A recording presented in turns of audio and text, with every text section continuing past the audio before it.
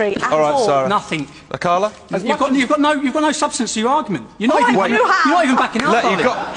I have, yeah. You've got loads of substance. I have. What happened to Lee Rigby? What happened on 7/7? All the Muslim grooming gangs. Everything I say is factual. Let someone else speak for a minute, please, Tommy. Of course, Mr. Robinson, there are no paedophiles who are white, and white people have never bombed anyone else's country. 87% of grooming cases are Muslim, yet 5% of the country is Muslim. You spoke. Let me speak. Now, this is exactly the issue, is what I'm saying, right? As much as I agree with what's being said about this man and his organisation, right? Can you back up, we focus on fringe bigots rather than dealing with the real central issue that we have a political system. I can't count how many times I've read the Daily Mail or some other paper, not that I read these rags, and it says, Pakistani man does blah. When Jimmy Savile is convicted or something comes out about him, is his ethnicity or his religious beliefs put forward as the primary reason for him committing an offence? No. But we can...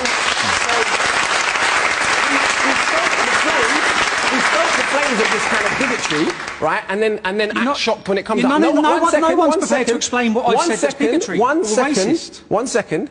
For those who don't know, Baghdad was the intellectual, cultural centre of mathematics and art and science about 1,000 years ago, for quite a long time. No one blames Islam for that. So negative people who happen to be Muslim, yes, of course, it's your religion that causes it. But if you pioneer mathematics and science and introduce algebra into Europe and the guitar and coffees and lemons, that's not because you're Muslim.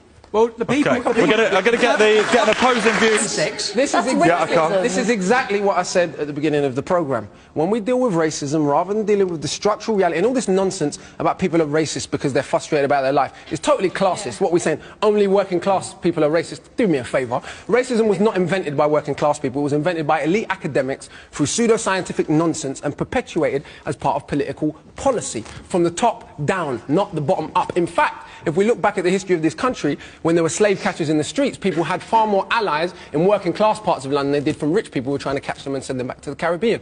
So let's be honest about the history and deal with the bigger problems of structural racism, because then smaller things and smaller frustrations that are breeding this type of nonsense won't be excavated so much. But this is the problem, is we focus on nonsense like this rather than dealing with why a British soldier you've probably never heard of, a gentleman called Christopher Alder, died in 1999 in police custody. There is footage on YouTube that you can see for yourself of him on the floor with his bottom half exposed, with police officers around him making monkey noises over his dead body. You've never heard his name.